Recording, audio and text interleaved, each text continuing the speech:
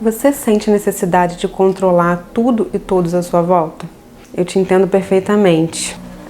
Eu era muito assim, né? Eu sou ainda. Eu consegui lidar melhor agora com isso, né? Mas ainda me pego em muitas situações assim, querendo ter o controle das situações, querendo ter o controle do que as pessoas estão fazendo e das situações da minha vida. Mas calma, eu vou te explicar de onde que vem essa necessidade de controle, né? E o que a gente pode fazer para que isso não atrapalhe a nossa vida, né? Porque eu sei o quanto isso atrapalha a nossa vida. Eu preciso que você fique comigo até o final, porque eu tenho um convite muito especial para te fazer, tá bom? Vamos entender de onde que vem essa necessidade de controlar. Bom, essa necessidade ela vem do nosso ego. Eu até fiz um vídeo falando sobre como você identificar o seu ego. Se você ainda não assistiu, eu vou deixar aqui em cima, tá? Você clica aqui para assistir.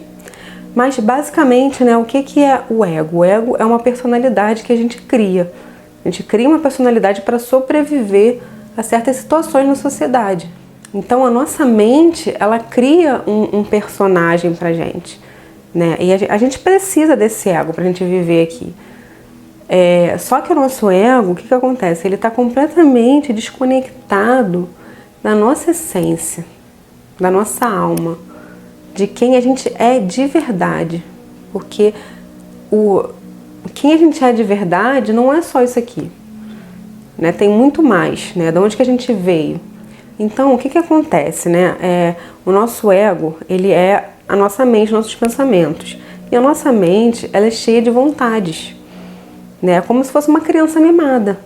A gente cresceu, nossos pais nos criaram satisfazendo as nossas vontades, né? A gente teve as nossas vontades atendidas. Quando a gente não tinha nossas vontades atendidas, o que a gente fazia? A gente chorava, né? A gente era criança, a gente queria aquilo ali e a gente chorava. E aí a gente foi crescendo e esse ego ele também foi crescendo.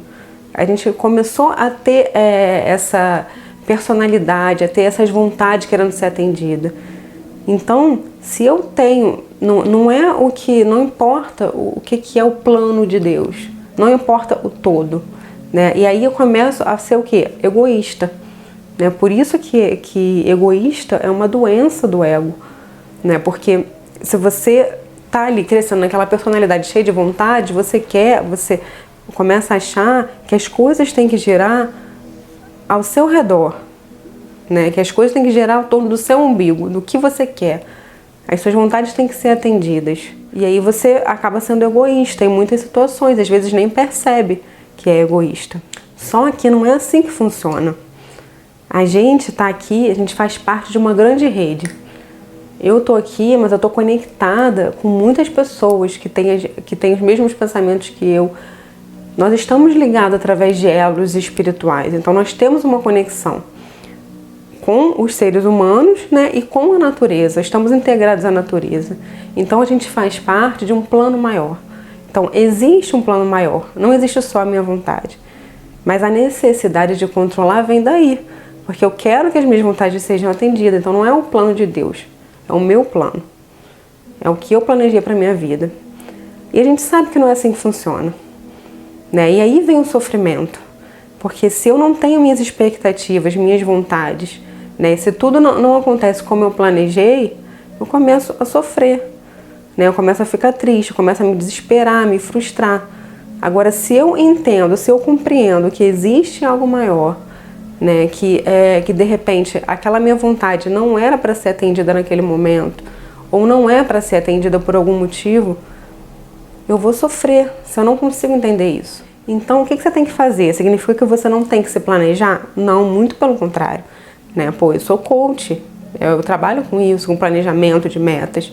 É importante que você faça um planejamento de metas, sim, mas é importante que você acorde todos os dias e que você mentalize, né, que você entregue a sua vida para uma força maior, que você entregue a sua vida a Deus e que você mentalize: Deus, me utilize neste dia de hoje.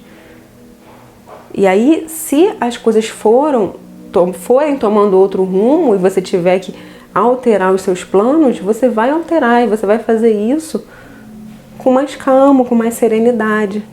Um ótimo exemplo agora é a situação que a gente está vivendo atual. né? Ninguém esperava que fosse aparecer um vírus que fosse dominar praticamente o mundo todo e que a gente fosse ter que ficar isolado em casa. Teve muita gente que teve, a maioria das pessoas, né? Acho que todo mundo teve que refazer os seus planos. Mas teve gente que, assim, foi mais radical, acabou, né, ou perdeu o emprego, ou tinha uma pequena empresa e não se planejou para algum acontecimento extra também. Esse acontecimento ninguém iria adivinhar, né? Porque foi uma coisa que ninguém esperava, né? Uma pandemia, assim, nesse nível. Mas qual que é o ponto? Isso aconteceu pelos planos de Deus, porque tudo que acontece está dentro do plano divino. E o plano divino é muito maior do que a gente não consegue entender o que Deus está planejando.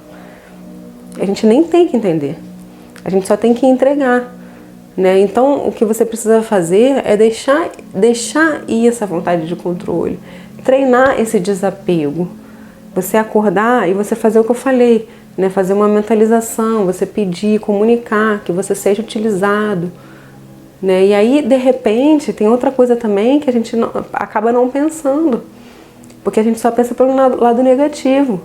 Às vezes, os planos de Deus para a sua vida são muito melhores do que o que você está planejando. Você já parou para pensar nisso? Né? Às vezes a gente pensa, nossa, isso não aconteceu como eu esperava, e fica chateado, só que a gente não sabe. Aí lá na frente vai acontecer uma coisa muito melhor que a gente não esperava. Né? Então eu acho que a graça da vida é esse mistério, a gente não saber. Imagina se a gente soubesse tudo o que vai acontecer, né? Se a gente pudesse controlar todas as coisas que vão acontecer. A vida e tudo, assim, todos os momentos não iam ter o mesmo valor. E quando você quer também controlar uma pessoa, né? Porque eu era muito assim, querer controlar as ações de uma pessoa que está ali do seu lado, é uma forma de egoísmo.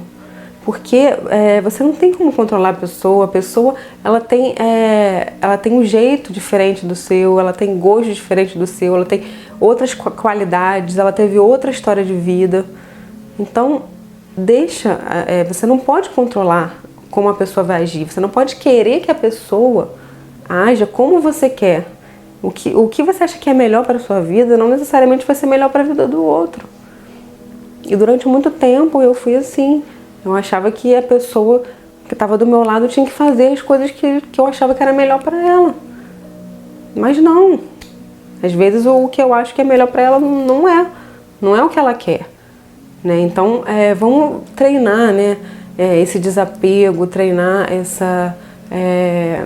saber, compreender que a nossa visão ela é limitada.